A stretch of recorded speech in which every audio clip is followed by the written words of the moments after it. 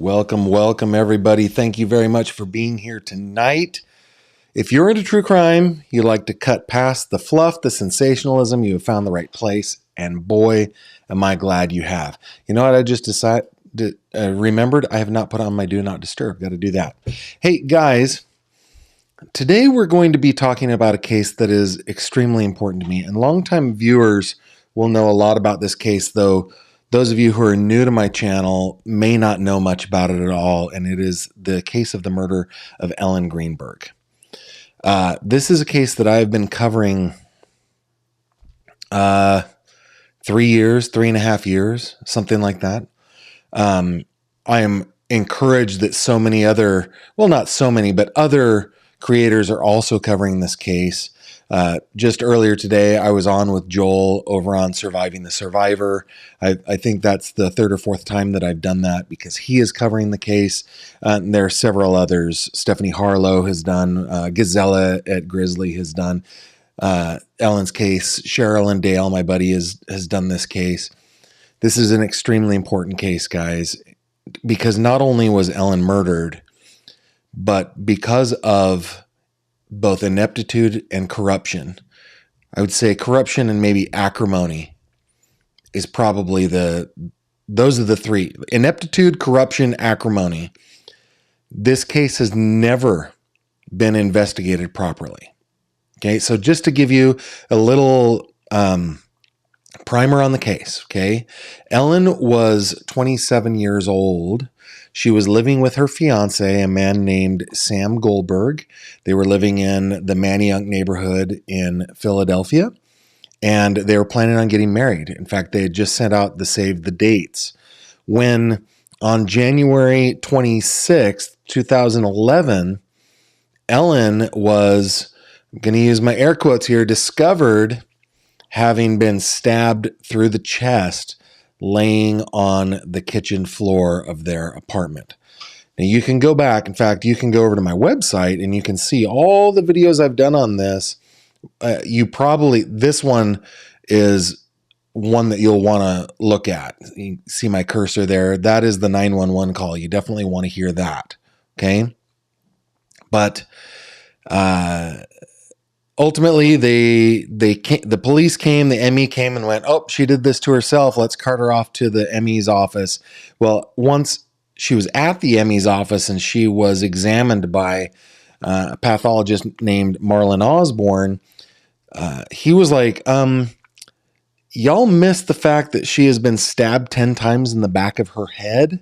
This is a homicide.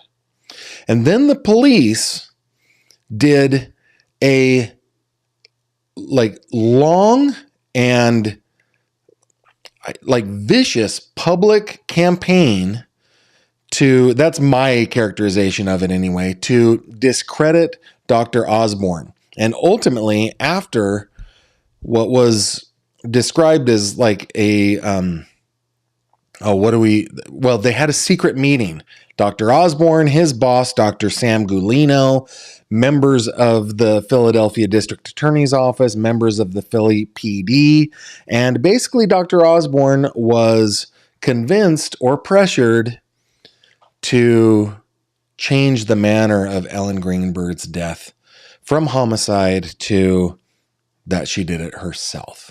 Okay?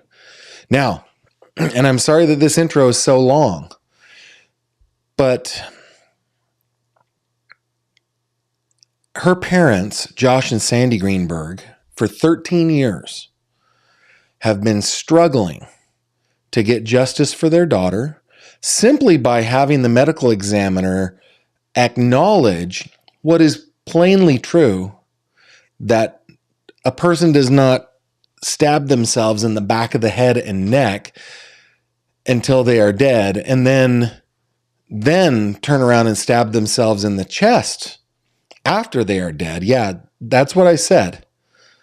Then they've just been wanting the city to do that. Now, I don't mean to be like the guy that pats himself on the back, because I'm not that in this case anyway, but one of my viewers, one of you guys, who I hope will reach out to me one of these days to tell me who you are, because it was anonymous. You let me know that there was a connection between the Attorney General's office, which is where Ellen's case ultimately ended up, and members of Sam Goldberg's family, specifically his uncle James Schwartzman and his cousin Kamian Schwartzman. And I was able to show that there is a connection between those folks, between Attorney General Josh Shapiro at the time, who is now the governor of the Commonwealth. I know this is a crazy case. Go back and watch it all. And Uncle Jimmy and Kamian. Okay. When we were able to prove that or show that connection, it was clearly a conflict of interest. And so the Attorney General's office kicked the case. Ultimately, it took a couple steps in between, but ultimately to the Chester County DA, a guy named Christopher de Barrena Sarobe. And that brings us to today. It has been there since August of 2022. And today we got a press release out of that office. And I just want to bring you guys this press release. Okay. All right. This black line I put in there, I redacted. That is the cell phone of the media contact for the district attorney's office. I didn't feel it was necessary to have that up here. But let me just read this. And before I do, let me just say that over the course of my association with Josh and Sandy Greenberg, these are people who I've really grown to love. These are people that I deeply admire, I deeply respect, and I deeply love. They're terrific people. Their only daughter was murdered, and the state of Pennsylvania, specifically the district attorney's office in Philadelphia, the medical examiner's office in Philadelphia, the Philadelphia PD, the Attorney General's office have all told them, "You are crazy. She did this to herself." For 13 years, they've been fighting this battle, and I just love them to pieces. And I kind of have been describing Sandy as my bonus mom. I talk to her all the time, and I love it so much. I enjoy it so much. Anyway, they told me that they talked with the district attorney from Chester County yesterday. They told me kind of just a few things about the meeting, and I'm going to get into that through the response of their attorney. But I have to say, let me bring Ellen back up here. They seemed a little down on this meeting, if I can characterize that. Actually, no, that's not correct. The thing about Josh and Sandy is that they have been running into brick walls for almost 14 years now. I don't think that they let their hopes get high or low. They just plow through. So that was really the way they were. They were just like, yeah, we had the meeting. We knew what the district attorney was going to say. But when I read this, especially the last line in this press release, I was enthused. I was enthusiastic about it, guys. This is really good news in my opinion. And okay, I'm really burying the lead here, but I just wanted to bring everybody up to where we are now. Okay. This is a news release. It came out this morning. It was sent out to members of the media. I got it from, they didn't send it to me directly, but I got it from some friends of mine who are in the Philadelphia market. And then obviously Josh and Sandy sent it my way as well. Okay. News release update to Ellen Greenberg investigation. The Chester County District Attorney's Office announces an update in the investigation related to the death of Ellen Greenberg. As discussed below, the office is currently unable to move forward with criminal charges and is placing the investigation into an inactive status. Now, you might, because of that sentence, you might say to yourself, Gavin, this is not good news. But my friends, listen to me. We're going to get there. Okay? This is good news. The details of the investigation into the cause of Ellen Greenberg's death, which have been widely reported, are briefly summarized here. On January 26, 2011, Ms. Greenberg, then 27 years old, was found dead by her fiance in the kitchen of her residence. Okay, I'm just going to highlight this because I submit to you that that is not what happened. That is what the fiance said happened.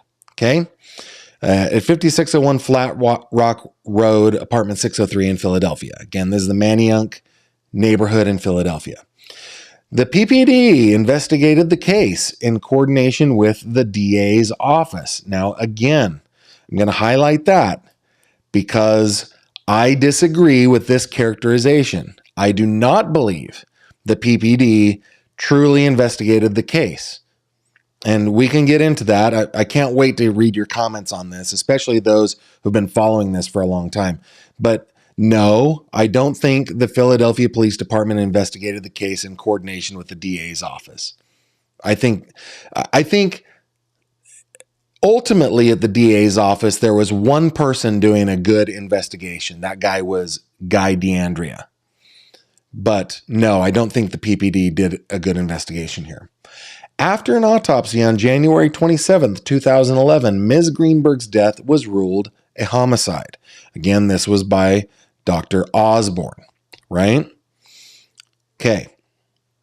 That initial determination was later changed to that she unalived herself by the Philadelphia Medical Examiner's Office. Again, Dr. Osborne, and I explained that to you guys a little earlier. In 2018, the investigation was turned over to the Pennsylvania Attorney General's Office for review. Okay, now what happened here was Josh and Sandy Greenberg had hired a man named Larry Krasner to represent them. He represented them from about, if I remember correctly, about 2013 to 2018. In 2018, Mr. Krasner was elected as the district attorney of the city of Philadelphia. So he went from private practice into public service-ish. Service in air quotes, right? So because there was a legitimate conflict of interest, he referred the case as required by Pennsylvania law to the Attorney General's office. That was the proper thing to do. Kind of sucks that it had to happen, but that was the proper thing to do. And there were some other things that the Greenbergs have said that that were not above board. For example, they've said that he did not return their file to them. They have said, well, actually, their private investigator has said that he believes that Mr. Krasner turned over to the Attorney General's office files that were in the private file, not in the public file. So yeah, there was a lot of crap there. But that is what happened there. Now, the next sentence, in order to avoid the appearance of a conflict of interest, in August of 2022, the investigation was turned over to the Chester County detectives. In the state of Pennsylvania, guys, each county, each district attorney's office has a team of detectives. Most of them are retired Pennsylvania State Police detectives. They work part-time. Some of them probably are full-time workers. I don't know, but usually, especially in small counties, that is typical. They have put in their 20 years with the state police. They're good investigators. They take a part-time job with the DA's office. They call them the county detectives. They get their pension. They get a little extra income. That's how that works. Okay. So it was turned over to the Chester County DA's office, really, not the Chester County detectives. I'm sure that the Chester County DA's office turned it over to the detectives. So I'm probably splitting hairs here. But at the time, the Chester County DA was a woman named Deb Ryan. I don't have her photo ready here. Sorry about that, guys. But Ms. Ryan, a Democrat who runs in the same circles as Josh Shapiro, was given the case. I really wanted the case to go elsewhere, but didn't happen. Now, Ms. Ryan was elected in 2023 to the bench. She's a judge of the Court of Common Pleas here in the Commonwealth. And so Mr. Christopher de Barrena-Sarobe was elected. He is now the DA. So he took over in January of this year. Okay. After receiving the case, Chester County investigators worked to determine whether sufficient evidence existed to reopen the investigation. Detectives first conducted a thorough review of the PPD and the Office of Attorney General investigations. Let me pause here for a second, okay? Maybe they did a thorough review. I don't really question that. But the OAG's investigation was anything but thorough, okay?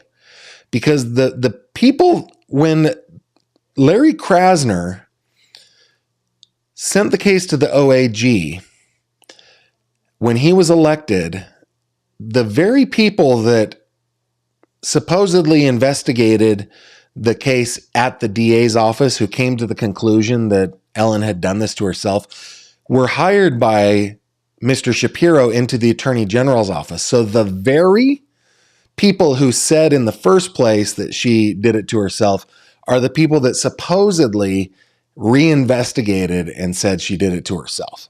So, yeah, I don't buy that they did any type of really good investigation. Okay, the Clarion County investigators pursued additional investigative steps, including but not limited to conducting new interviews and consulting with an independent forensic expert. We're going to get to that here in a second, okay? So far, this doesn't seem like good news, but I'm telling you guys, we're going to get to it. After this review, the investigative team determined that based on the current state of evidence, we cannot prove beyond a reasonable doubt that a crime was committed. Okay, now let me just pause here for a second. This does not mean that they don't believe a crime was committed. It doesn't even mean that there is no evidence that a crime was committed. It just means that they don't believe that they can meet their burden of proof. And that is something that a district attorney does all the time. They determine when there is a case brought to them by an investigative agency, they determine if they're going to bring charges or not. And one of the things that they consider is, will I be able to win this case? Will I be able to meet my burden, which is beyond reasonable doubt? Okay. This standard of proof, beyond a reasonable doubt, makes the criminal investigation different than other legal cases. I want to highlight this. Other legal cases or issues that surround Ms. Greenberg's death. Because we cannot meet our burden of proof with the information and evidence presently available, we placed this investigation into an inactive status. Okay, so when we get to this point, guys, it's pretty easy to be down on ourselves, right? But let's remember, they have several qualifiers in the sentence, right? There might be other legal cases that can bring more evidence to this. The evidence that we have right now that's presently available, it isn't, we can't meet our burden, so we're not going to prosecute this. But maybe, just maybe, evidence will come out later. And then we might consider that. And maybe we can meet our burden of proof later. And how can evidence come in? How might that happen? Why, through other legal cases, of course. Okay? There is no statute of limitations for criminal homicide. I just want you to let that sink in for a moment. What they're investigating here is criminal homicide, H1. Okay? This is the first time. Oh, let me finish the sentence. There's no statute of limitations for criminal homicide in Pennsylvania, and because investigations can take new directions, we are not closing the case. What does it mean that the case is not closed? Why, it means that the case is open. And that gives me hope. Like, I mean, there have been twists and turns on during the time that I have been involved, isn't the right word, covering the case. There have been twists and turns, and there was only one moment in the 3+ years that I've been looking into this case where I felt a glimmer of hope. Before today, there was one moment. That moment is when Josh Shapiro, that slimy weasel, I really don't like that guy, his office said, we're going to have to kick the case out of our office. And that gave me real hope. But over 2 years now that it's been sitting in Chester County, that hope has diminished and fogged and dissipated. I almost before today couldn't remember how great that felt.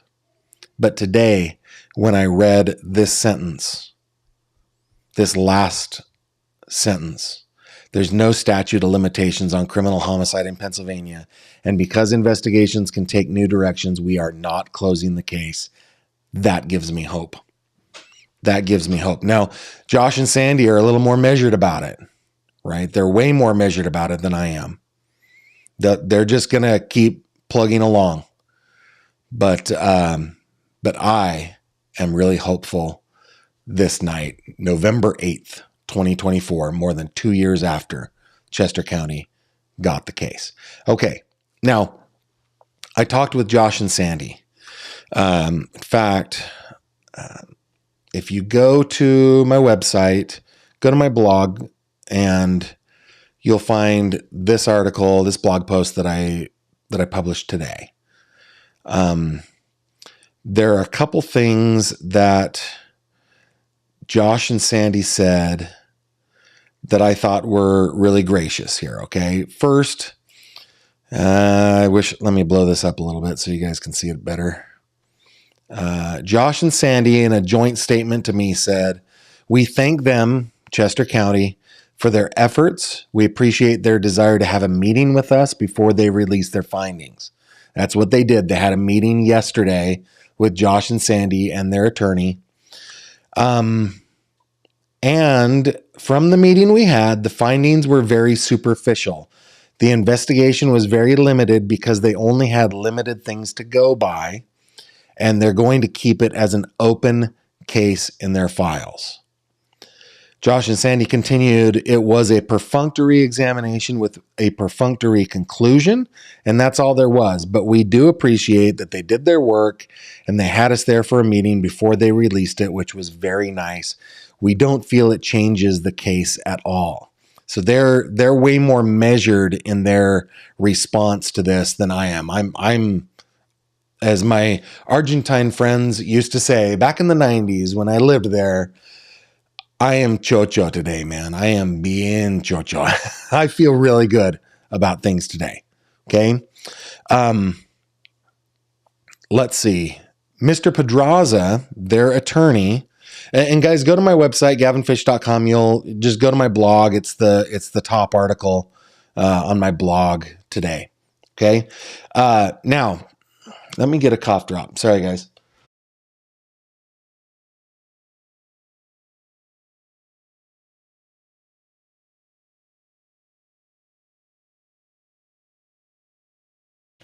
Thank you for your patience while I'm dealing with this sore throat still.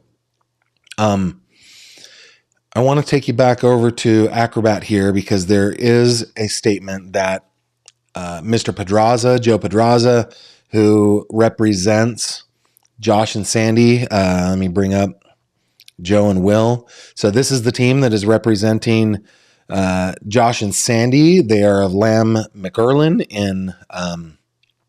in Philadelphia. They are very, very good trial attorneys. But this is what Mr. Pedraza on the left there had to say. He said, "Our conviction about Ellen having been murdered does not change due to the announcement by the Chester County District Attorney's Office. Admittedly, the investigation conducted by the Chester County District Attorney's Office was extremely limited and constrained. The office told us that they did not investigate the core issues which have been raised, which we have raised, which established Ellen was murdered, and that evidence remains unchallenged. The independent forensic expert who they said they consulted during the course of the investigation, was similarly bounded by his own limited background, an undergraduate degree in entomology, and which is the study of insects, and a master's in criminal justice, but no medical school training nor any training in the specialty of forensic pathology, both of which are necessary in order to competently assess the evidence uncovered in this case to date. I don't think that Joe here is saying, hey, this guy, the forensic expert, was a quack or a moron. He's not saying that. He's saying he doesn't have the specific training. I don't know why they brought him in. Why didn't they bring somebody in with forensic pathology experience? Anyway, these unfortunate limitations and constraints notwithstanding, we do appreciate the district attorney's professional courtesy of speaking with the family and candidly acknowledging these limitations and constraints. We also point out that another highly experienced homicide prosecutor, I believe he's talking about Guy DeAndrea here, while employed at the Philadelphia DA's office, conducted his own independent review of this case, thoroughly investigated all the issues surrounding Ellen's death, and reached the opposite conclusion that Ellen was murdered. Now, this is my only quibble with Joe. And I love Joe. Joe's awesome. But I'm a professional quibbler, right, guys? I don't think that they reached the conclusion that Ellen was not murdered. I think they're keeping the case open because they just can't prove it beyond a reasonable doubt. And I believe, Joe, that had they looked at the stuff that had been uncovered in the first lawsuit that the Greenbergs brought, I think they would have been able to go, yeah, I think we can prove this beyond a reasonable doubt. So I think that the Greenbergs are going to keep on pushing with their lawsuits. And I think that we're going to come back to information and evidence that is available in the future that will convince Chester County. Anyway, so that's my quibble with Joe, respectfully, okay? He continues, we now look forward to an upcoming trial where a full and forthright examination of the core issues surrounding Ellen's murder may be publicly conducted before an independent judge and a jury of our peers. And that's going to be happening soon. Let's bring Ellen back up here. I'm going to take a moment to look at any questions you guys have here, okay? Let me hide this, and I'm just going to see what you guys are saying to me. All right, it has refreshed.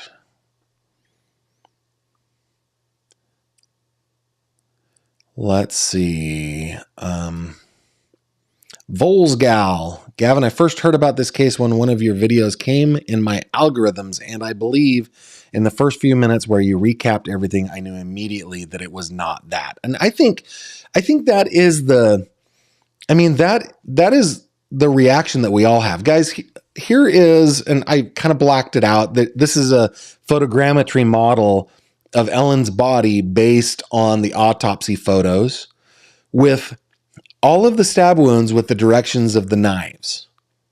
Okay, she was stabbed 20 times, and 10 of those were in the back of her head. 1, 2, 3, 4, 5, 6, 7, 8, 9, 10 in the back of her head. Okay, so I think we all had that immediate reaction that Volsgal had, right? This is not that.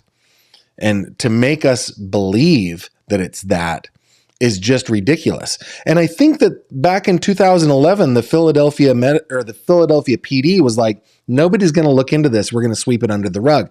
They were not counting on Ellen's parents. They just weren't counting on the bulldog fighters that these people are.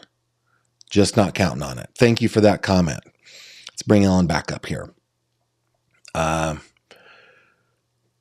Let's see.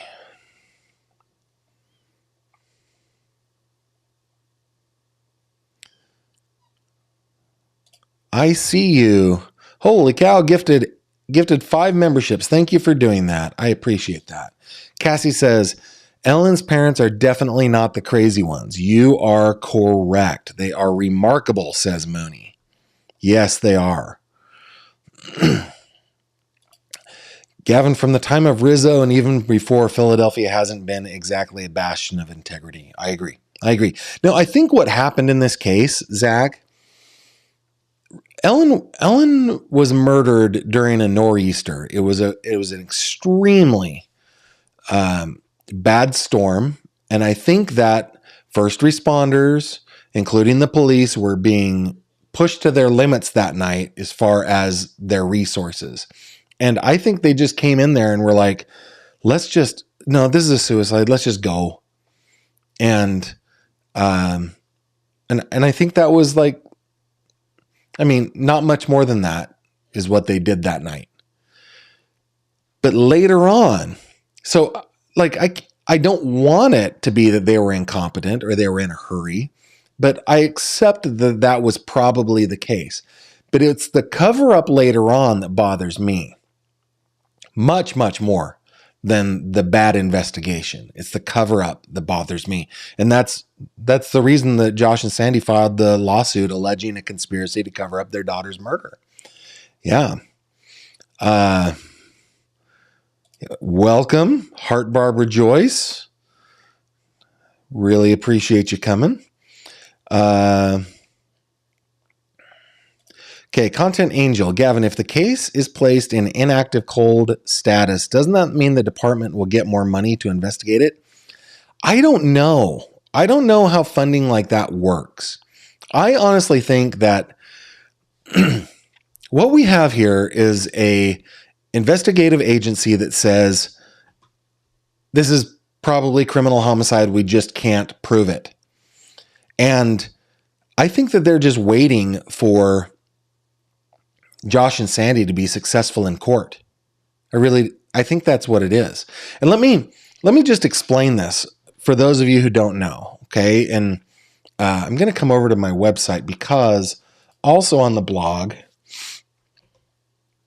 I have an article where I wrote, this was back in August. I wrote an article talking about what is it that Ellen's parents are doing. There are 3 things that Ellen's parents are doing, okay? And I'm going to do this in chronological order starting from when they began, okay? The very first thing that happened here is they asked for the Philadelphia DA's office to review the case. That is what then snowballed up to the AG's office, to the Chester County District Attorney's office, and brings us here to this conversation today. That's the first front in this war, okay? And that is their war on bureaucracy. The second thing that happened here is Josh and Sandy filed a lawsuit asking the court to force the medical examiner's office to change the manner of Ellen's death. Currently, the manner of her death is that she did it to herself. I know it's ridiculous that we can't say that word, but that's the current manner of death. They want the court to go, they need to change this manner of death. Court, make them change it to either homicide or undetermined. Because once they do that, they can get access to victims' compensation funds. They might even be able to pursue wrongful death. There's a whole bunch of stuff that could happen after that, but not until that. That case, the city appealed to the appellate court saying Josh and Sandy don't have standing to bring this case. And the appellate court said, we agree that they don't have standing to bring this case, but in a 31-page excoriation of the medical examiner's office and the Philly PD's office, they just ripped them on how just such a terrible job the PPD and the MEO did. And they said, we hope that justice will be served on this one someday. But where we are right now, the way that the statute is written, we have to agree that they don't have standing. Josh and Sandy then appealed that to the state Supreme Court. The state Supreme Court earlier this year, and I reported that here on this channel, agreed to hear the case, to accept the case. Briefs were filed, and the oral argument on that happens on December 9th in Philadelphia. My plan is to be there that day for those oral arguments.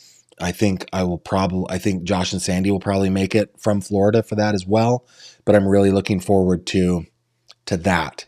Okay, that's the second thing that they're doing. The third thing they're doing, you can't see my fingers. The third thing they're doing is they have filed a second lawsuit alleging that Dr. Osborne, Dr. Gulino, another pathologist named Dr. Emery, and members of the PPD and DA's office have conspired to cover up Ellen Greenberg's murder. That one is the one that Mr. Pedraza is talking about here, where he says, we can't wait for an independent judge and jury to look at this case. That's the one there. Now, right now, that case is moving forward, and I think that they're actually probably going to schedule a trial here pretty soon. There technically is a trial already scheduled, but there's one or two more hurdles they need to get past. Okay. All right, let's go back to your thoughts. Let's bring Ellen back up here, bring comments back up here, and let me do my thing over here. Thanks for that comment, Content Angel. Stephanie says, Gavin, it angers me to no end when cases that are clearly murder. Ellen Greenberg, Phoebe Hanjuk, Rebecca Zahau. These are categorized as self-unalivings due to corruption and nepotism. Yeah, I agree. I think we all have that kind of response. By the way, remember, guys, if you want me to see your comment, put a GF in your chat, okay? Let's see. Thank you very much. And I'm sorry. Hold on. Let me see if I can. I can't. Let's see. Interesting. Thank you for the super chat. And I'm sorry that my system doesn't show that background. Interesting politics that have been implicated. The governor did not deliver the state, yet I heard today he plans to run for the presidency in 4 years. Yeah. I'm sure that Josh Shapiro has his eye on the Oval Office. I'm sure he does. Holly says, Gavin, can you please give a Cliff's Notes explanation at the end? All the details have my head spinning. Yes, I will remember to do that. Let me hide this real quick. There we go. Thank you for that comment.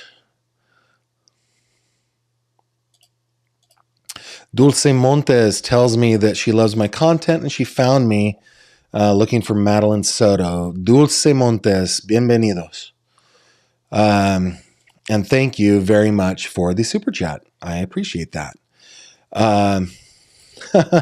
Angel says, Gavin, OMG, my insomnia finally let me catch a live on Antisocial UK Time. I'm glad you're here. Helen OHara White, Gavin, I remember a couple of years ago the work you did on the door lock in your own home to demonstrate the damage or lack thereof. I was hooked on that. Yeah, the door lock.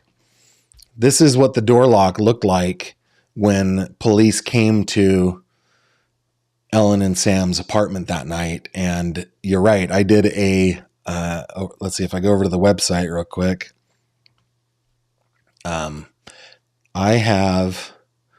It's this one right here. It's part 5, where I actually break down a door with a swing bar lock on it and see what happens. And spoiler alert, this is not what happens. Okay.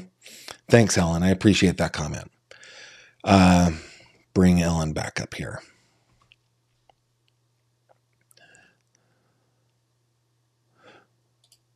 Yeah, just go to my website and you can see the lock smashing video.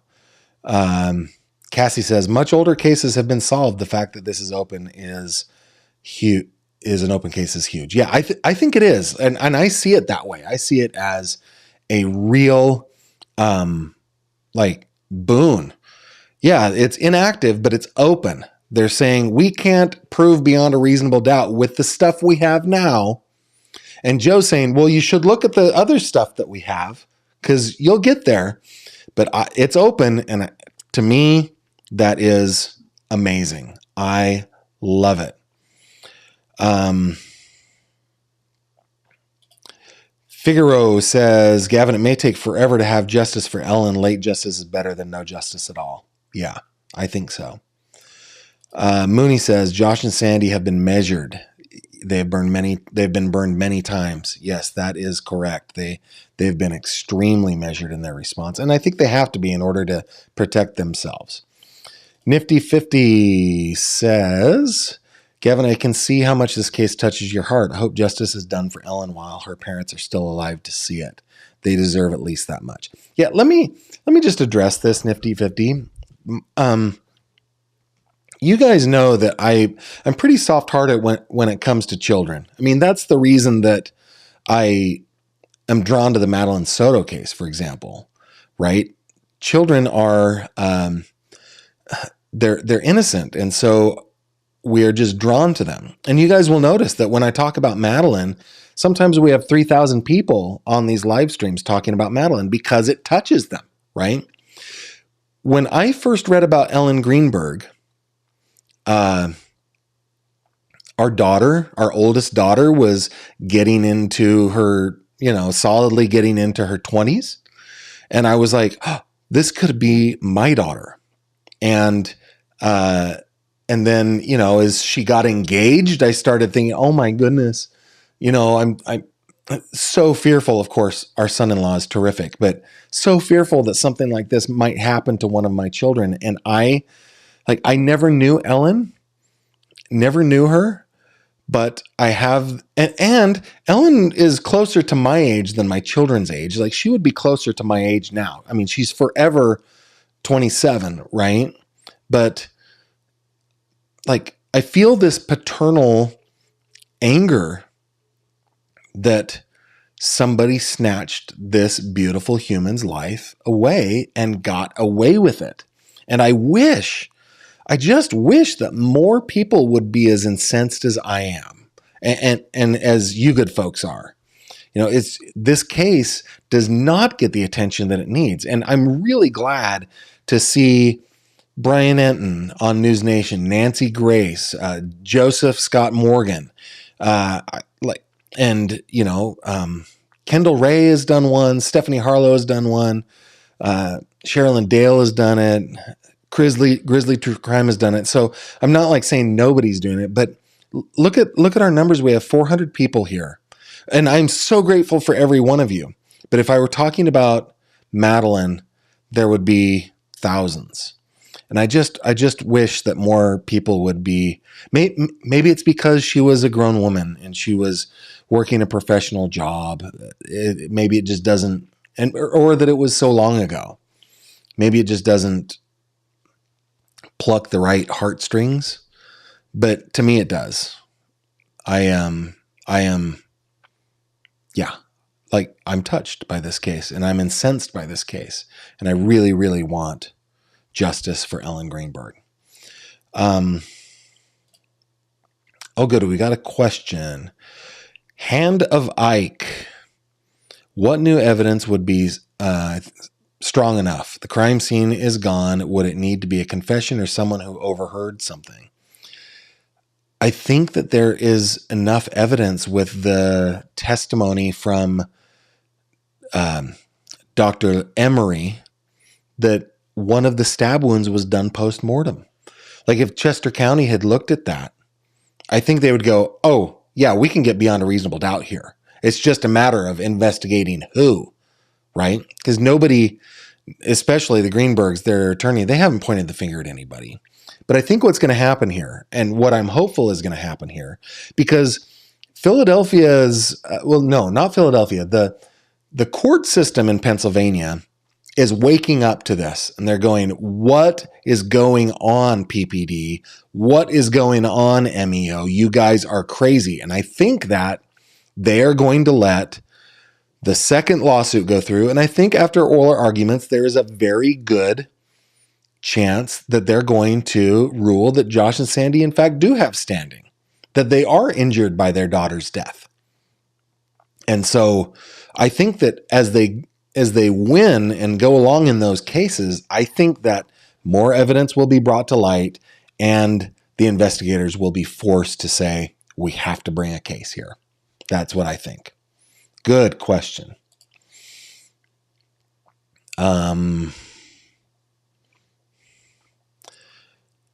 Let's see. Channeling the heart of Barbara Joyce. Why isn't this coming up? For some reason. There we go. No, right here. There we go. This reminds me of JonBenet Ramsey when the grand jury voted to indict parents but ignored allegedly because they couldn't successfully bring the case. Yeah, and prosecutors have that discretion. That is a discretion that they have. They're allowed to say, I'm not going to bring the case. And but I think that they can eventually, and I think they will eventually.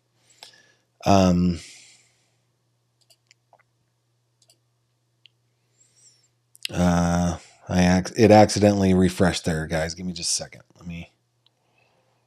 My system is giving me fits here. Clear that. There we go. Okay. Oh no, I'm just at the end. Okay, we're at the end. That's good. Guys, thank you so much. Let me just make sure that I got everyone. No, there's more. There's more. Dang it. This system, I'm having to get used to it. There's way more. Gavin, what are you doing? What are you doing, Gavin? All right. Here we go. Mama Mia, Gavin, are the parents thinking it was her boyfriend? They have never gone on the record with who they think killed their daughter. Actually, you know what? I think Josh did go on the record in his latest deposition, but publicly they have not pointed the finger at anyone. Let me just keep going down here. Every 26 seconds, the postmortem stab wounds scream beyond reasonable doubt. Exactly. And they basically didn't look at those at all. Every 26 seconds. Thank you very much. Volsgal, Gavin, have you seen the recent coverage from Brian Enton with News Nation? Yes. He speaks to one of the first responders, the security guard, and of course, Josh and Sandy. Very interesting. Yes, he did. He's doing great work, and I'm so grateful that he is. Gavin, can or will the people involved in a cover-up be charged? I don't know, but they're being sued by Josh and Sandy, which is pretty awesome. When is the hearing at the Chester County Courthouse? There is no hearing scheduled at Chester County, but there is a oral argument scheduled December 9th at the Philadelphia Courthouse for the State Supreme Court. Hand of Ike, I think Osborne wanted to tell the truth and was bullied into changing. Hopefully a DA deal can make him speak freely. Yeah.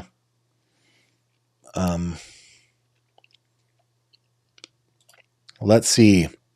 Barbara, holy cow. So generous today. Says, I don't see how the itemized list of questionable events in the appellate court's finding can be ignored, standing or not. It's embarrassing to those involved to be silent. It is. DW, Gavin, how can we help? Okay. Thank you for asking this question. I swear DW is not a plant. Thank you very much for asking this question. Couple things. The best thing that I think we can do is to continue to pressure Chester County to keep the case active. I know they said that it's inactive, but I think that we should constantly be calling Chester County and saying, what is going on with the Ellen Greenberg case? Make sure that this does not die in their minds, that they don't just ignore it forever. I think that's number one. Number two, Josh and Sandy Greenberg have spent a fortune fighting for justice for their daughter. So much money, guys. They have a GoFundMe. If you go to my website, to the top of the Ellen Greenberg case, there is a link to their GoFundMe account. They've raised $64,000. Guys, that doesn't even reach 10% of what they've spent, but this generosity by people to give them $64,478 is amazing. So please, if you can, please, please, please donate to Josh and Sandy. Help them with their, and they've not asked me to ask you guys this. Just that's, I think, how we can help. Make it so that it doesn't break them financially to keep fighting, and then get Chester County. I think we just need to bother them. Just keep bothering them. That's what I think. Thanks for that question. I deeply appreciate it. I wonder if the Cold Case Foundation or Derek Levasseur could help, as they both specialize in older cases. I pray for justice for Ellen and her lovely parents. Yeah, I think that, ultimately, I think that the best course of action on this, honestly, is what Josh and Sandy are doing. Just keep going on the legal battle. Don't give up. And I'm sure that Cold Case Foundation can help someday. The issue is that officially Ellen Greenberg did not die by homicide. And so we've got to get the medical examiner's office to change that to homicide. Then it's an actual case. Though in my blog post today, I did wonder if having Chester County now say that, this criminal homicide, they said it in so many words. I know they didn't directly say it. I wonder if that is enough. I don't know. Linda Metcalf, Gavin, struggling with them saying they can't prove a crime has been committed as opposed to a crime has been committed. We just can't prove who did it. Blind Freddy can see a crime was committed. Struggling with them saying we can't prove a crime is committed as opposed to a crime is committed. We just can't prove who did it. Yeah, I think I might be inferring the latter and they said the former, right? Thank you for that comment. Al says, this is the first time I'm hearing about the case. Thanks for continuing to talk about it. My pleasure, Al. And I'm glad that you're here. Don't want to go on too long here, guys. Let me just, Amanda says she got here late. Oh man, I clicked the wrong thing or refreshed. Let me get back up to Amanda. Where is Amanda?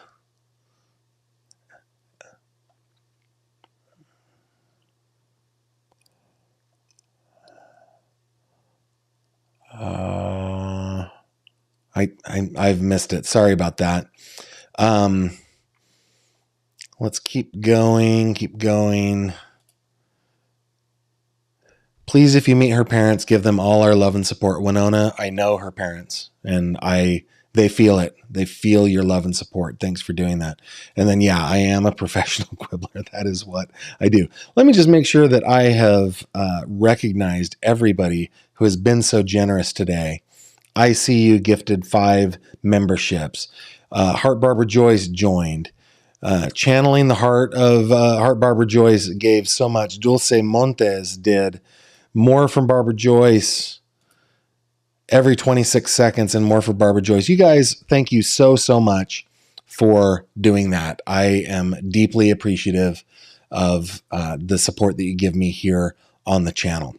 Now, I think now is a good time to go. So I won't be back tomorrow or Sunday. I do tend to take the weekends off unless something crazy happens.